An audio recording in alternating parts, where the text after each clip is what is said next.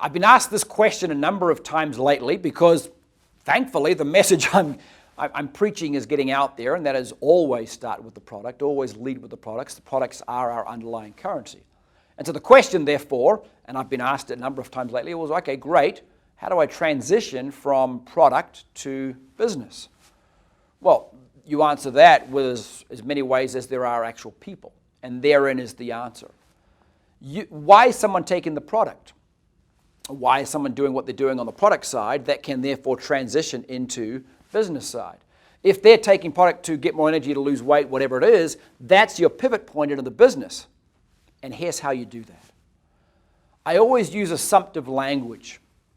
Let's say Nate is taking the Activate program and anticipating great results because he wants those great results, and we're doing all the right things to ensure those results are as good as they can be and best in class. I begin that process way back then. It's something like this. Nate, when these products work for you, folks around you asking what the heck you're doing, as they will, how are you going to answer that? Because it's entirely theoretical, they speak more freely about that. I'm not waiting until someone says, hey, Nate, you've lost a bunch of weight. What is that? And he's uninformed as to how to answer that question. And he's on the spot. So the secret here is that transition begins way back then. Speaking assumptively. Nate, as you take Activate, you're going to lose some weight, you're going to feel more energy, people are going to notice. How do you want to handle that? And then we role play that. So when that opportunity comes, the building of the business isn't some major black-white shift, left, right. It's just a continuum because I've been here before. I understand what's going on. Now, there's a whole bunch of questions that supposes. Nate comes back to me and says, hey, Aaron, my brother-in-law wants to buy this stuff too, and I know we spoke about it. Tell me more. That's a much more gracious conversation than, Nate, I have determined because of the success and the product you're having, you should now build the business. No, Nate's not ready for that.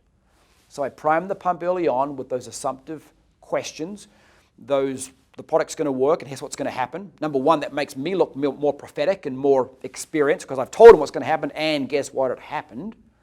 We've role-played a little bit. I've let him know that I'm here with some answers, and we transition gracefully through that shift.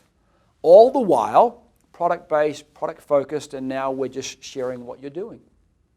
And then we get technical circles and lines, all those sort of things, but they're done in a practical application because Nate now has a person or two or three that we're actually talking about. Then we get into, or rather re-get into, that getting started session about who do you know and how do you know them and who knows me and what do you have at Unisets of value to them. Then it goes into market coming to you and answering the questions. I've already primed that, to being more proactive in terms of answering those questions, going out looking for those people, because now Nate's much more confident in us. The product works. Aaron knows what he's talking about. People are coming to me. Now I've got the confidence to go out and reach out to other people. That's a wave my hands in the air general description, but you'll be amazed when you operate assumptively without any obligation on the new person as to here's what's going to happen when the product works for you. They're more comfortable when those occasions occur, and I would add they're more likely to be proactive in going out and reaching people as those early stage returns start coming in for them. That's how I transition from product to business. It isn't a singular flipping of a switch. It's a continuum that overlays. Start here, you want to get to here. They're not this, they're that. And it's a smooth transition that allows me to adjust the training and the process and the pressure, the kindly pressure, in a way that's entirely in keeping with Nate, Susie, Bruce, whomever. And it sticks, it works, it compounds. It isn't some all on today and all off tomorrow. It's a compounding effort, compounding skill set that works.